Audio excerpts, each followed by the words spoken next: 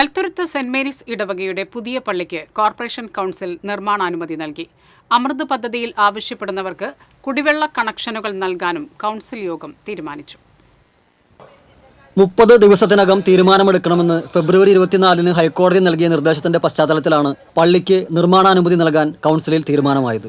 മേയറുടെ ഓഫീസിലെ power ബ്രോക്കർമാർ ആരെല്ലാമാണെന്ന് deputy mayor മറുപടി പറയുക, ഫണ്ട് ചെലവഴിക്കുന്നതിലെ മെല്ലെപ്പോക്ക് ഒഴിവാക്കുക എന്നീ പ്ലക്കാർഡുകളുമായി 4 LDF അംഗങ്ങൾ പ്രതിഷേധ സൂചകമായി കൗൺസിൽ ആരംഭം മുതൽ നടുത്തളത്തിൽ കുത്തിയിരുന്നു.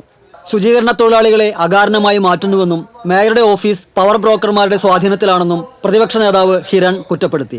മേയറുടെ ഓഫീസിൽ താൻ നൽകിയ 3 പരാതികൾ കാണാതായതായി കൗൺസിലർ ലിംന മനോജ് ആരോപിച്ചു. ഒഴിഞ്ഞുകിടക്കുന്ന കോർപ്പറേഷന്റെ വാടക മുറികളെക്കുറിച്ച് വിശദമായ റിപ്പോർട്ട് വേണമെന്ന കൗൺസിലർമാരുടെ ആവശ്യം മേയർ അംഗീകരിച്ചു.